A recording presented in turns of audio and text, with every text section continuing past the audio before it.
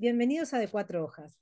Hoy tengo el placer de conversar con este escritor, eh, poeta, eh, narrador de ficción, de no ficción, de relatos, traductor y columnista, Andrés Neumann, argentino y granadino a la vez, que nos unen muchas cosas y que tenemos muchas cosas en común más allá de la forma de hablar. Bienvenido, Andrés, al canal. Hola, muchas gracias, Inés. Un placer dialogar desde nuestras dos orillas. De las dos orillas, ahí está. Bueno, vamos a hablar, tengo aquí mis libros, vamos a hablar fundamentalmente de Umbilical, este libro con raíz, y como tiene esa raíz, y te contaba que antes de sentarme, algo me llevó a este libro nuevamente, a una vez Argentina, en este final tan conmovedor donde cuentas la historia de cómo tu abuelo te enseñó a plantar un árbol, a crear raíz, por esto lo quiero conectar con umbilical, y que todos tuvimos, me sentí muy identificada porque también en mi niñez, en esa casa de verano, donde las épocas son las más felices cuando uno es niño, también había un sauce llorón y también quedó allí, vaya a saber si está. Sepultado en el pasado. Así es, y es una manera de honrar a tu abuelo, porque los abuelos nos dejan eso de raíz para toda la vida, ¿no? Y comenzar hablando de esa raíz tuya para llevar a esto que has plantado, ¿no? Y ha tenido esta pequeña cosecha terremoto que es Telmo y que has sabido plasmar en este umbilical. Me gusta mucho el sobrenombre de cosecha terremoto, porque cualquier familia que haya alumbrado una vida en pandemia tiene esa misma sensación de intensidad máxima o de cómo el sismógrafo de las emociones alcanza picos insospechados. Pero me gusta también que te hayas referido a ese sauce, a ese árbol que mi abuela me hizo plantar con él cuando yo tenía unos 6 o 7 años, porque es probablemente mi recuerdo preferido de infancia y tiene a estas alturas de mi vida una especie de aura mítica dentro de mis recuerdos personales. Eh, Sería muy lindo pensar en la posibilidad de hacer una antología de recuerdos, que cada persona hiciese una antología de recuerdos, no intentando enfocarlos como los que creemos que serían más literarios, porque todo es literario, sino pensando mis 10 recuerdos más queridos y hacer como ese esfuerzo de introspección que generaría una narrativa muy linda. Y dentro de ese libro imaginario que nunca se me ocurrió hacer, o sea que lo estoy inventando ahora que conversamos. El primero debería ser este árbol. Mi abuelo era médico, como se cuenta en la novela, en Una vez Argentina, era cirujano de tórax, además, de manera que era uno de esos médicos que negocia con la muerte de todos los días, que su trabajo consiste en enumerar cuánta gente salvó y cuánta gente se le fue, ¿no? Entonces era alguien, digamos, muy familiarizado con la muerte, cosa que yo a esa edad no estaba. Y él sabía que estaba enfermo y no me lo había contado. Y pocos días antes de morir, me llevó a plantar este árbol que adquiría entonces inmediatamente una potencia metafórica de la que él era consciente, pero para mí era simplemente un paseo con el abuelo, ¿no? Un Y sauce el hecho llorón. de que, claro, un sauce llorón además, ¿no? Para abuso de la metáfora. Entonces, el hecho de que revisitando, releyendo este recuerdo, yo me diera cuenta de que mi abuelo me llevó a plantar una metáfora y que además ese árbol arraigó en una tierra de la que después mi familia se exilió, de manera que ese árbol se convirtió también en un vínculo con la raíz en un sentido ya no botánico, sino identitario. Entonces, ese árbol fue creciendo por arriba y por abajo de la tierra en mi idea del mundo y en mi relación con la memoria, de un modo que probablemente habría sorprendido a mi propio abuelo, ¿no? Y es por eso que ese recuerdo traté de contarlo varias veces en distintos formatos o géneros literarios. Lo conté en un poema, que si querés puedo decir porque es brevísimo. Mirá, decilo porque me encanta, yo ya lo conozco, pero me encanta, dilo, sí, sí. Lo compartimos con quienes nos estén escuchando. Claro, Es un claro. poema que se llama El jardinero y que dice, aprendí con mi abuelo a plantar árboles. Los sauces necesitan más agua, Andrés, que vos, y sus raíces al principio no son demasiado profundas. A veces crecen rápido y otras veces se estancan en la tierra, asustados del aire. Hoy no existe ni abuelo, ni país, ni tampoco ese niño. Pero queda aquel sauce encorvado al que me digo, Andrés, hay que cuidar estas raíces frágiles, este miedo a la altura de la vida. Entonces, este pequeño poema que trata de sintetizar la emoción del recuerdo de mi abuelo, nunca me satisfizo del todo y traté de convertirlo en salió en un librito que se llamaba El Tobogán hace más de 20 años, o 20 años justo. No me sentí satisfecho y traté de convertirlo en un cuento. Ese cuento no me salió bien y nunca lo publiqué. Y entonces terminó siendo el último capítulo de esta novela a la que hacías referencia, Una vez Argentina, para que veas que a veces hay recuerdos o emociones que no terminan de encontrar su forma y eso en el fondo es una buena noticia porque nos empujan a la búsqueda permanente. Y porque van a estar. Lo principal creo que es que están, aunque no lo Claro, están, no, plasmes no en se el pueden ir. papel. Están en el papel y además piden reescritura permanente, eso es lo que me parece que es interesante, porque Sí. podríamos pensar que los recuerdos, sobre todo recuerdos lejanos, y mucho más si son recuerdos o bien de infancia, o bien de ancestros que no están, o bien de lugares a los que pertenecíamos y de los que nos fuimos, o nos echaron, o lo que sea, podemos pensar que eso sería como la idea convencional, se queda como cristalizado, como estático, ¿no? Y se convierte o bien en un infierno o bien en un paraíso perdido, ¿no? Pero yo no creo mucho en el estatismo de los recuerdos. Me parece que los recuerdos son veloces y a veces incluso nos superan y se vuelven a plantar, nunca mejor dicho, delante de nuestra vista. Quiero decir que el pasado es tan dinámico y ambiguo como el futuro. Entonces el hecho de que un recuerdo esté sometido a permanente reescritura es como un recordatorio de que la memoria siempre está en disputa y cualquier persona a lo largo, no ya de su obra, si es que escribe, sino de su vida, sin importar si escribe o no, no hace más que releer o reformular lo que llamamos memoria de infancia. Es verdad, por eso quería acercarlos, que la verdad que iba a leer un trocito, pero luego de este poema ya le hemos hecho honor a Mario, tu abuelo. No, dale, léelo, me gusta la idea. ¿Te gusta? Bueno, el pedacito que dice, mi abuelo Mario iba estirando las raíces mientras las mojaba. Luego, con destreza de cirujano, se ciñó los guantes. Arrugaba cada vez más la nariz, respiraba más ronco.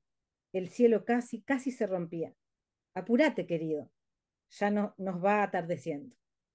O sea, Sí, esa es la última aviso, frase, apúrate, apúrate que ya nos va atardeciendo. ya nos va Y, atardeciendo. y bueno, esa luz que se escapa como por una rejilla o entre los dedos que tiene tanto que ver con el tiempo que tratamos de atrapar y detener y no podemos. De controlar. Y te digo que enfrente de mi casa tengo un sauce llorón. Mirá qué cosa. Mira, el Tienes que ver. regreso del sauce. Mira, ahí tenés para escribir. Te estoy dando material. Bueno, en cada uno de tus libros he visto como algo premonitorio, ¿no? Todo este nacimiento, este alumbramiento, que por supuesto es desde los tiempos, ¿no? No somos conscientes del tiempo, los seres humanos, cuando alumbramos un hijo, cuando traemos un hijo al mundo, ¿no? Y por ejemplo, en el libro Alumbramiento, que bueno, porque fue el que más, el que encontré el cuento Alumbramiento, que si bien Claro, no tiene nada que ver, porque bueno, es un parto de un hombre, pero sí que tiene, que comienza, bueno, es un cuento largo porque, claro, no tiene ni punto ni aparte, me parece que es un libro, bueno, que en este libro tienes una maestría como suele suceder, como sueles hacer, pero cuando dices, y era cierto que la luz entraba deshecha, cálida por los ventanales, o seamos sinceros, digamos ventanucos, y había algo más urgente que la belleza, una nueva belleza, esa fuerza simple con que la luz colmaba la habitación. Entonces, esta premonición, porque es un libro, creo que del 2006, no lo anoté, pero me parece, si la memoria no Sí, me... Desde creo que el, es desde el desde el 2006. 2006. Y ahora entramos en umbilical, en esta estructura del imaginado, el aparecido, con un monólogo, ¿no? Mm, Esa estructura que es un canto al amor en su máxima expresión y que lo presentas como el adorado, ¿no? El bien recibido. Entonces, mm. te dejo ahí que me empieces a S- contar, que nos empieces a contar. No, me gusta mucho el vínculo que la asociación que propones entre Alumbramiento, que es un cuento que tiene más de 15 o casi 20 años en su escritura original, pues si se publicó hace 16, calculo que lo escribí hace casi 20 años, cuando digo, estaba muy lejos de imaginarme como padre y mucho menos de estar planeando semejante cosa, ¿no? Y por eso es interesante, ¿no? No solamente la parte esa, como vos decías, profética, entre comillas, ¿no? Sino sobre todo me gusta pensar que en un momento distinto de mi vida, pero también de la conciencia colectiva, ¿no?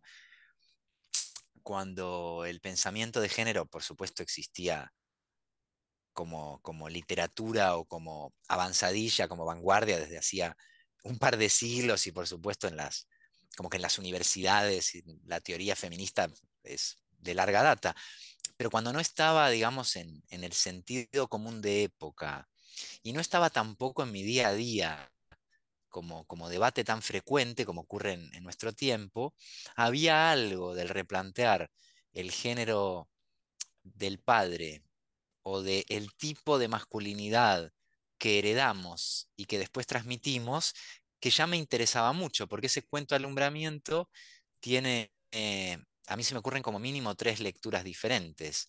El argumento, recordemos, es un hombre que llega a un hospital y se pone a parir, literalmente. Realmente. Y está encabezada por una noticia que a mí me divirtió mucho leer, que era del diario para más INRI Ideal de Granada, es un diario real, pero que se llama Ideal.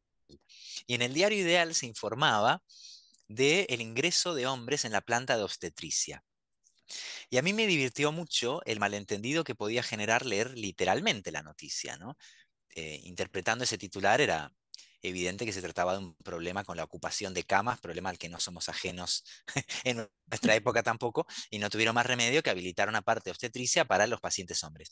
Pero si lo leíamos literalmente, me pareció maravilloso, porque digo, ¿y qué pasa si de pronto esto fuera posible, ¿no? Entonces la primera lectura de Alumbramiento es literal, es una especie de ciencia ficción, no tan lejana hoy de lo que parecía entonces, que se habla de persona gestante, etcétera, etcétera, donde hay una sociedad o bien futura o bien paralela, donde las personas de sexo masculino también pueden dar a luz, ¿no? Porque hay una descripción bien gráfica y bien explícita en el cuento, ¿no? De la parte fisiológica del parto masculino.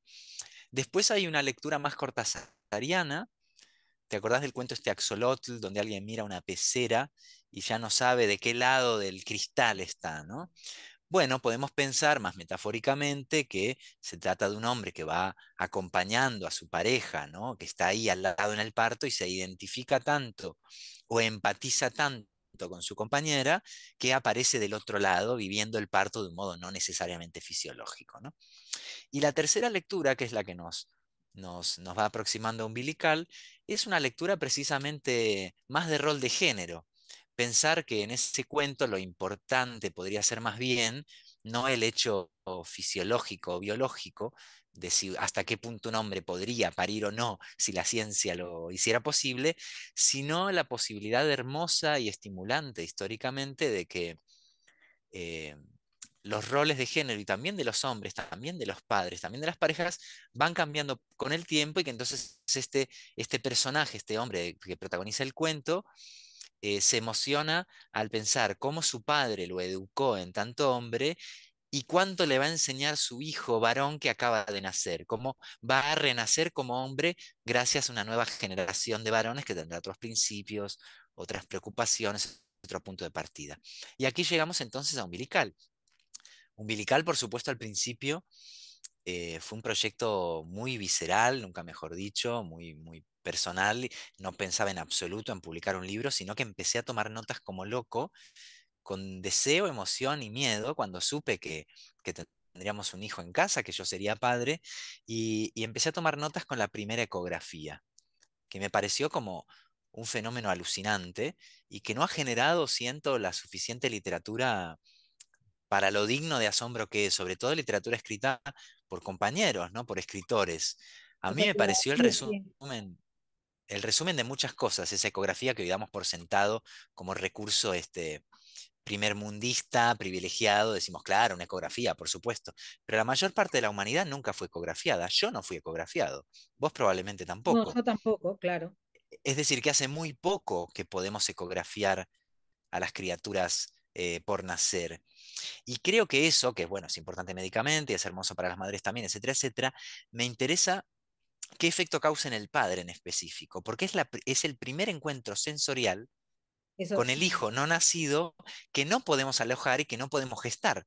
Entonces, la posibilidad de visibilizar el cuerpo de tu hijo mucho antes de que nazca, desafía un límite de qué puede hacer o no un hombre en tanto padre, incluso antes de que nazca su hijo, ¿no? Entonces eso puso en marcha una especie de diálogo imaginario con él, con mi hijo, porque supe pronto que sería, que supimos pronto que sería un varón, por la información que arrojaba la ecografía, y empecé a tomar notas para darle la bienvenida, como vos decías, para hacerle un regalo que celebrase su nacimiento, para que se sintiese querido y esperado, y también para tejer una especie de segundo embarazo, más introspectivo, que es el de los padres que se preparan para una paternidad en la que todavía no pueden poner el cuerpo. Poco después, esas notas empezaron a multiplicarse, empezaron a adquirir un tono muy concreto y muy sostenido en el tiempo, y poco a poco empecé a sentir que tenía un libro, nació nuestro hijo, empecé a tomar notas sobre todas las primeras veces de los pañales, de los baños, de cortarles las uñas, de un montón de pequeños rituales de crianza y de cuidado que a mí me suscitaban una emoción como muy poética, por así decirlo, y empecé a pensar, y esto era a donde quería llegar, que había leído muy poca literatura y a decir verdad había visto también muy poco material audiovisual que plantease la crianza y los aprendizajes desde el punto de vista de los padres primerizos y principiantes. Y me pareció que eso podía ser interesante y podía quizás contribuir a una pequeña conversación colectiva que creo que está pendiente. Las madres y las escritoras llevan décadas reformulando la idea de la maternidad, teorizando sobre la no maternidad y defendiendo el derecho a la no maternidad, construyendo estos personajes autodenominados malas madres, que son estas madres que rechazan el mandato social y la obligación de ser correctas, perfectas y funcionales a la tradición.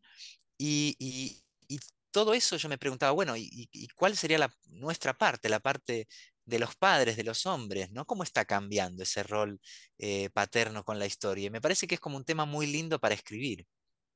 por eso me parece, no, Umbilical es un libro muy reflexivo, más allá de que es un libro poético, lírico, pero es un libro reflexivo y me parece que la importancia sensorial Mm. es lo que tú expresas, porque como dices, no, las mujeres lo tenemos dentro, vosotros no. Entonces, a través de lo Claro, sensorial, de la música, bueno, tú que eres hijo de músicos, eh, te aferras a determinadas herramientas para poder vivir ese embarazo y poder contarlo, como dices, ¿no? Que ahora es verdad que no se narra. Por eso te busqué alumbramiento, para que veas que de alguna forma tú sí que no como umbilical, pero sí que ha sido un adelantado, ha sido un adelantado en el tema de padres, ¿no? De parir y de esa conexión de, de- del ombligo, ¿no? Que por, claro. que por cierto, en barbarismos dices que ombligo es la región más habitada del planeta. Y me encantó, porque pasé de alumbramiento a ombligo de una manera, como te contaba, muy intuitiva, ¿no? Y digo, a ver, ¿qué dice? Si está la palabra ombligo. Y es Muy verdad. oportuno el intertexto, ¿eh? Ah, que Muy sí, ah, que oportuno el sí. intertexto que has hecho porque no se me había ocurrido que estaba esa posibilidad de pasadizo. Y fíjate que esa definición humorística o irónica, como todas las de ese librito Barbarismos, utiliza la parte poblada en un sentido de parodia del ego, del narcisismo, pero hay una lectura mucho más obstétrica o una lectura que tiene que ver con el alumbramiento mismo y con el cordón umbilical y con el comienzo de la vida. eh, y efectivamente sobre el cordón umbilical, alrededor de ese cordón umbilical, como en la tapa del propio libro, se puede construir una reflexión literaria sobre esos otros vínculos de las personas que no alojamos o gestamos, pero esto no solo nos pasa a los hombres, esto es interesante también. He hablado con muchas mujeres, por ejemplo, que son madres pero no biológicas. Y me decían, para mi sorpresa, me pude conectar mucho con el libro. Yo me imaginaba que las parejas que tienen un niño pequeño, que quieren recordar esa época de su vida, o bien gente que está en el trance de tener un hijo o una hija, padres primerizos, etcétera, iban a ser como el público natural del libro, pero no había pensado hasta qué punto eh, este enfoque de los otros cordones umbilicales no necesaria o esencialmente fisiológicos es algo que nos moviliza a muchas personas, gente que tiene sobrinos o sobrinas, gente que participó de la crianza de las criaturas de sus parejas y que se convierte en una figura paterna o materna sin haber tenido ningún vínculo biológico, gente que adopta, eh, parejas gays. Hay muchísimas situaciones que yo estoy viendo en la escuela infantil de nuestro propio hijo ahora, tiene compañeritos en esa situación y con ese tipo de otro modelo de familia.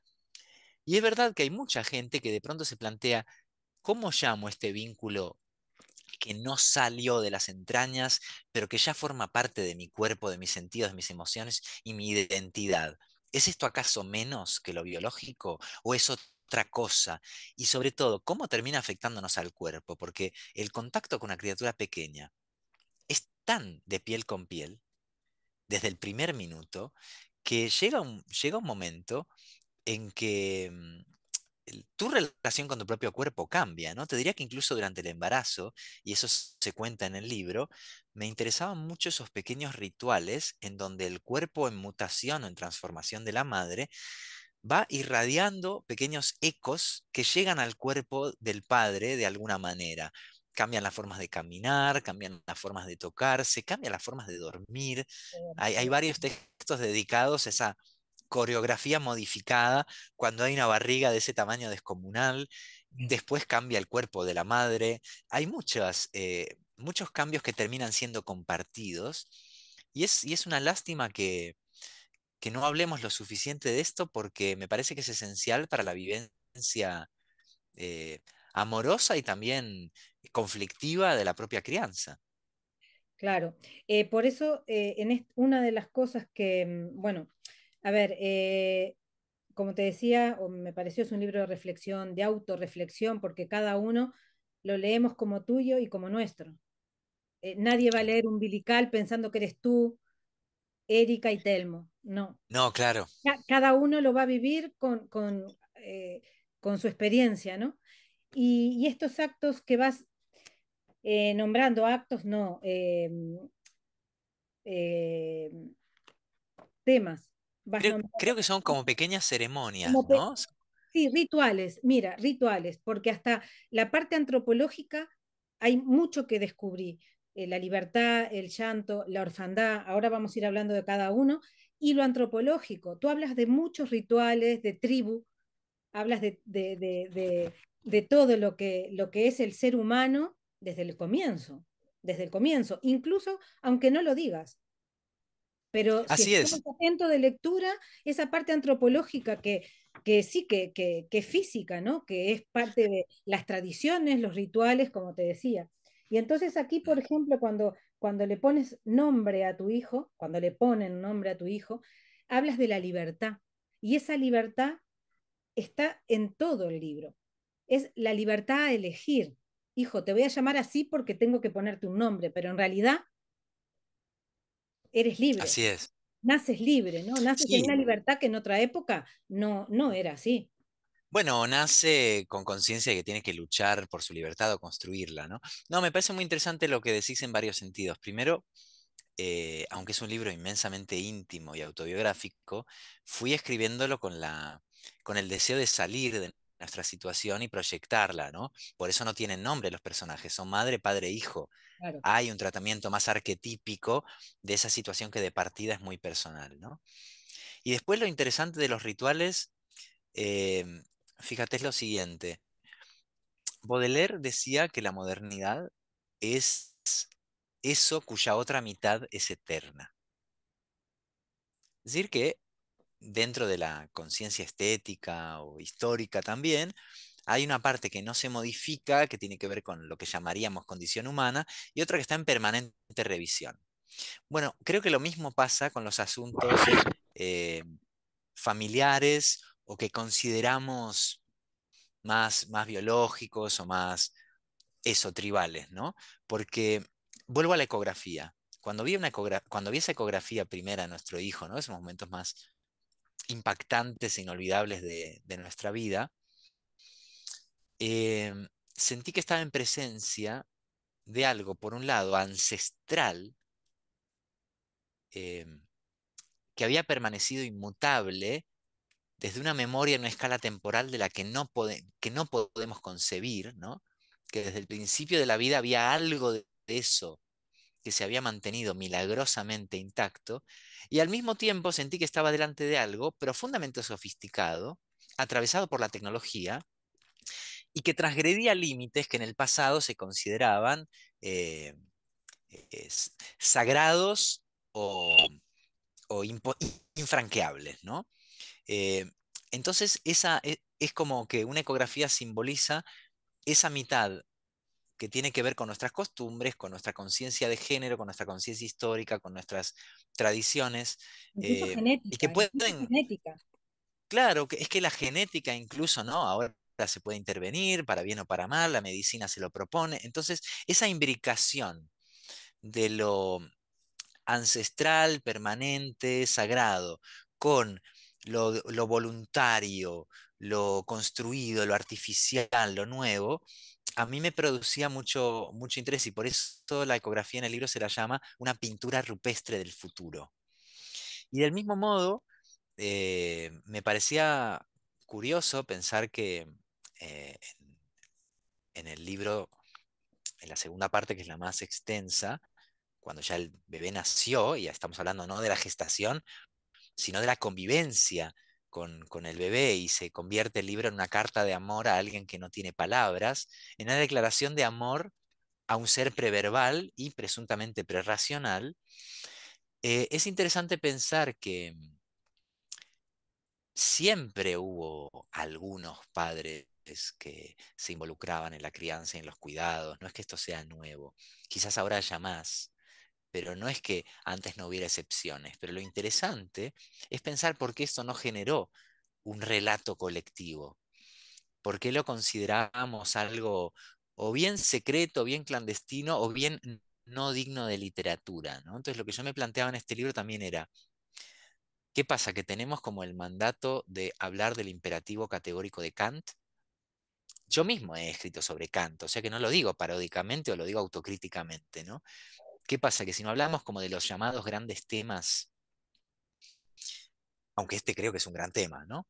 Pero si no lo afrontamos desde una especie como de voluntad canónica, no es digno de literatura o de poesía, entonces a partir de la segunda parte del libro como que se va proponiendo deliberadamente aplicar un tono celebratorio y fuertemente lírico a cuestiones que normalmente eh, los poetas para mí de cabecera o de referencia no tematizaron o no consideraron dignos de poesía. No podemos decir aquellos grandes poemas de César Vallejo en los que cambiaba los pañales de su hija, ¿no?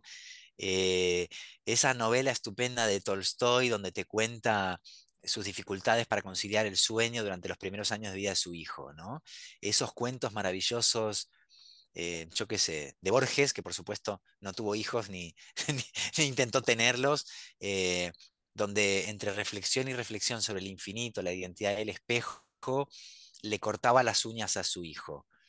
Entonces, esa imposibilidad de tener ese marco de referencia hace que aunque nos dediquemos a ciertas cosas o nos involucremos en otras, todavía esté muy incipiente o muy en pañales la posibilidad de ir tejiendo un repertorio, un imaginario distinto que rompa un poco con esta llegada trágicamente tarde a la paternidad en la que el patriarcado, por así llamarlo, nos educa a los hombres. Siempre pongo el ejemplo de las películas de Hollywood porque me parece muy sintético y sintomático. La imagen de la paternidad y del nacimiento en las películas de Hollywood, eh, bueno, habría dos, ¿no? Una, el hombre llegando a trabajar a la casa tarde y las criaturas corriendo a su regazo, es decir, el regreso del hombre a la casa después de hacer lo que le corresponde, que es estar afuera, ¿no? Trabajando, dedicándose a lo público o a lo económico,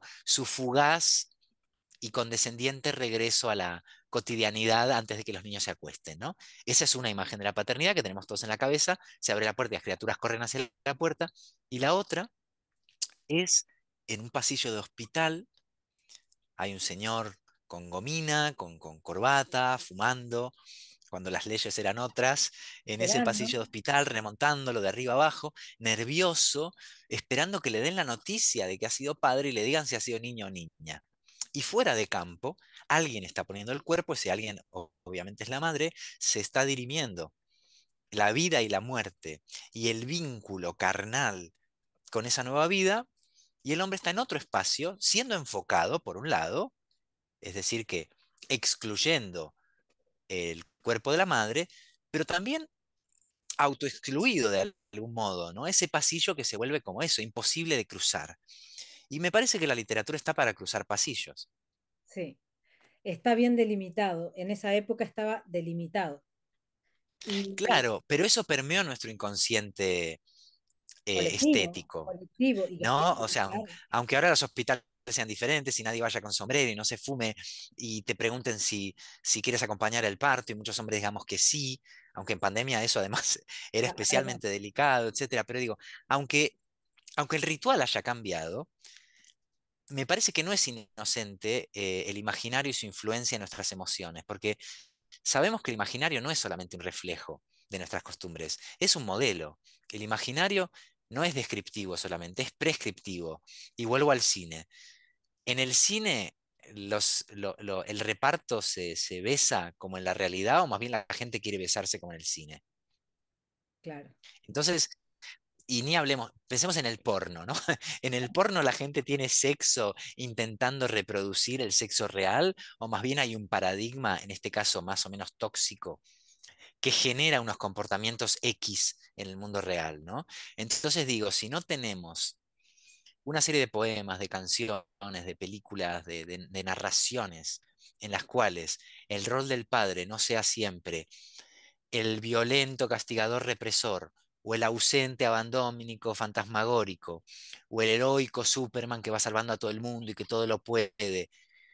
Si no tratamos de trabajar en los huecos entre esos arquetipos, va a costar mucho más modificar el comportamiento, porque el comportamiento tiene en su inconsciente ético, estético, un repertorio de imágenes y relatos, lo queramos o no, leamos o no libros, eso funciona a manera de presión cuando no opresión.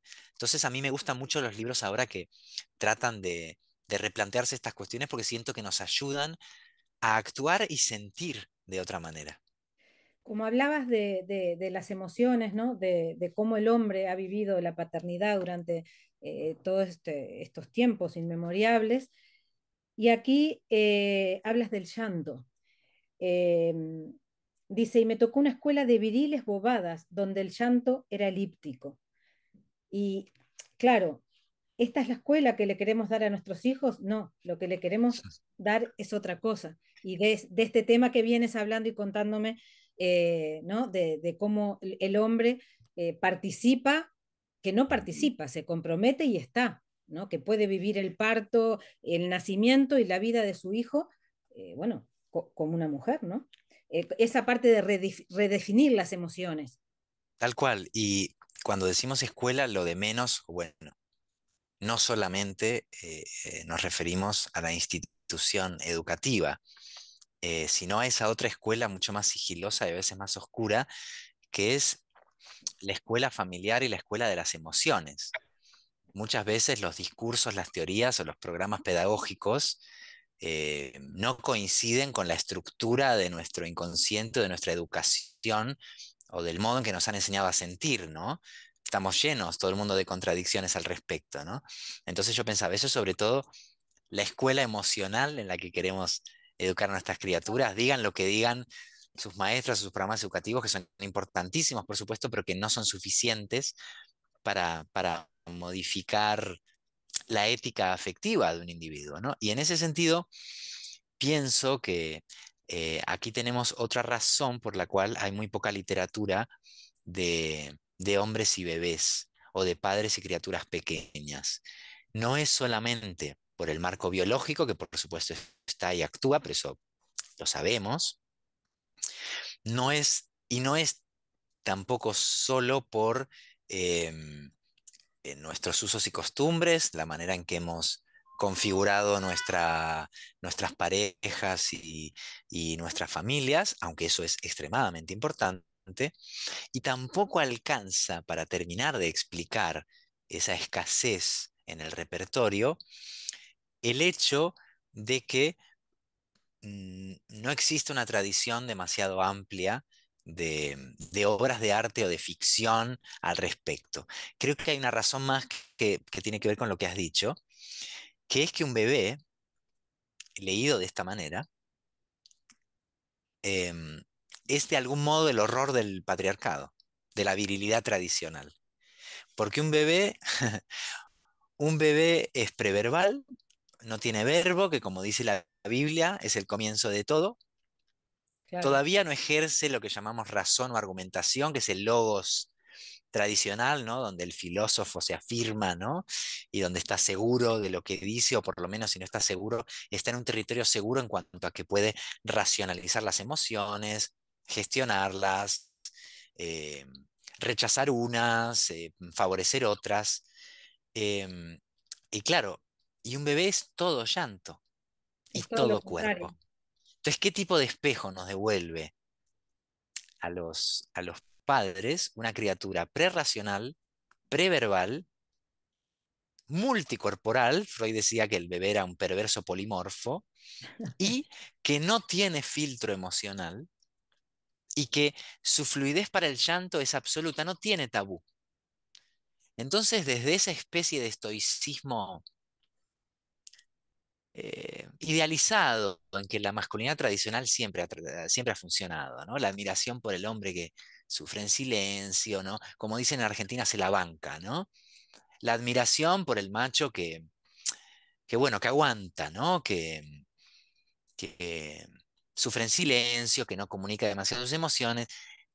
La narrativa occidental, te diría, y no solo occidental, ¿no? Pensemos en la japonesa, por ejemplo, nos educa en la admiración por esos hombres que sufren en silencio y les cuesta comunicar las emociones. Nos quieren convencer de que hay una especie de nobleza en Un eso, ¿no? estereotipo, dirías, ¿no? Como un estereotipo. Pero pero es un estereotipo muy poderoso, ¿no? Eh, Parece casi admirable, ¿no? Que un hombre se calle lo que siente, ¿no? El hombre duro por fuera y blando por dentro, todo ese tipo de modelos. Entonces, ¿qué pasa con el bebé? Al bebé esas fórmulas no le sirven, no le interesan, no las conoce. El bebé necesita otras. Entonces, si no tienes otras vías de comunicación con el bebé pasa a ser asunto de las madres, de las que quieren, de las que pueden, de las que les interesa, ¿no? Eh, y entonces, claro, la reflexión sobre el llanto en el libro tiene que ver no solamente con el hecho literal, por supuesto, de que no he llorado nunca más en mi vida que desde que fui padre, ¿no? Estoy muy llorón. No es solamente eso, sino pensar por qué me costó históricamente siempre llorar y cuál es mi relación con una criatura que tiene esa manera tan saludable y natural de llorar. O sea, ¿qué me enseña a mí el bebé? No qué valores le voy a transmitir yo. sino cómo puedo ser yo discípulo de mi hijo. Y el libro también habla de eso, sobre todo en la segunda y tercera parte, ¿no? De todos los aprendizajes que la criatura proyecta sobre su madre y padre en una relación que es más de intercambio que de tutelaje. Porque también es como un lugar muy seguro el decir, bueno, pensar en todo lo que le tengo que enseñar a mi hijo, te pone en un lugar donde de pronto parece que, aparte de cariño y esas cosas, mucho más no vas a recibir. Pero en realidad yo siento que a la escuela estoy yendo yo. O sea, la barbaridad que aprendo en todo sentido de mi hijo que apenas habla, a mí me ha tomado por sorpresa. Es como si siento que mi hijo es mi maestro y él no lo sabe, ¿no?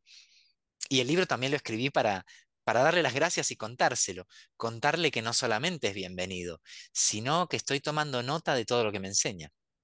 Mira, ya sé que podríamos hablar horas, eh, y hay muchos temas a tratar, bueno, como cuando hablas de la orfandad respecto a su abuelo, ¿no? A como no tengo madre, vos no tenés abuela, lo cual me Mm. siento muy identificada con ese sentimiento. Y no solo hablas de llanto, sino también la risa. Me río porque te ríes. Y con esa risa Sí. contagiosa de un bebé, porque decime quién no se ríe cuando tenés un bebé en brazos y te muestra esas encías eh, huérfanas de dientes, ¿no? Mm. Y claro, hablas de sueños, de la risa, es un libro con identidad y te agradezco, bueno, enormemente este tiempo. Ahora te dejo ir a buscar a Telmo, que estará A la ansioso escuela. de verte. Sí, te comento solo un par de cosas muy rápidas sobre lo que dijiste porque me siento muy aludido. Primero lo de la madre abuela. Una cosa que me impactó mucho de la experiencia de la paternidad es la velocidad del pasado. Cómo, cómo no solamente se acelera el futuro y nunca es suficiente y se presenta como un horizonte de esperanza, pero también de angustia, ¿no? Del final de algo, de la propia mortalidad, de la velocidad del crecimiento, de la velocidad de la emancipación, todo lo que madres y padres saben de sobra, sino que la memoria, eh, incluyendo la de nuestros ancestros o la de nuestra propia infancia, se vuelve a presentar ante nuestra mirada de una manera muy vívida y muy impresionante, ¿no? Y dentro de eso, en mi caso, y veo que en el tuyo también, hay, entre otros hitos o traumas personales, está, por supuesto, el exilio y la pérdida de nuestros padres o madres, ¿no? Entonces, en mi caso, como vine a España siendo niño y aprendí a hablar de otra manera en la que ahora no te estoy hablando, yo tengo dos acentos, el ibérico y el porteño. Em, y más allá del acento, mi identidad binacional o fronteriza es algo que me causó muchos conflictos y angustias durante muchos años, pero a la que a estas alturas de mi vida más o menos estaba acostumbrado, la había eh, naturalizado y no es... Escribí mucho sobre eso durante muchos años y últimamente me interesaban más otras cosas. Y de pronto nace este personaje que está a punto de descubrir que su papá es extranjero y que está aprendiendo las palabras y yo no estoy muy seguro de cómo nombrarlas. Y es una duda cotidiana que me devuelve a cuando era un niño y mi familia se exilió. Y después el tema de la madre, de nuevo. Perdí a mi madre muy joven ella y muy joven yo, y hasta donde se puede gestionar un duelo, más o menos estaba cerrado, digamos. La cicatriz estaba, pero la herida estaba claramente cerrada después de muchísimo tiempo. Y ahora la evidencia extraña de que mi hijo no vaya a conocer a mi madre, es decir, que la criatura a la que hemos dado vida nunca conocerá a la mujer que me dio vida a mí, me resulta como inaceptable. Todavía no puedo hacerme a la idea y entonces en el libro se narra el descubrimiento de esa experiencia, que es también bastante universal, supongo, que tiene que ver con la orfandad, el sentimiento de orfandad que nos genera tener un hijo o una hija. Y entonces en el libro se dice, me estás dejando huérfano de nuevo, hijo, por puro amor, ¿no? Como vos decías, como yo no tengo madre, vos no tenés abuela. Eso me impresionó mucho, ¿no? Y en cuanto a lo otro que decías de la risa, me parece también importante señalarlo porque esa mezcla de cansancio, angustia, pero también sentido del humor que generan las criaturas pequeñas marca mucho el tono del libro. Siento que la escritura de este libro es muy, por momentos muy risueña, que tiene algo travieso. Yo estaba buscando un tono em, levemente infantil o infantil de segundo grado, ¿no? Porque no es en absoluto un libro para infantil, es un libro pensado para el lector adulto, pero que se deja impregnar por esa especie de desprejuicio, de descaro o de ocurrencia de la primera infancia.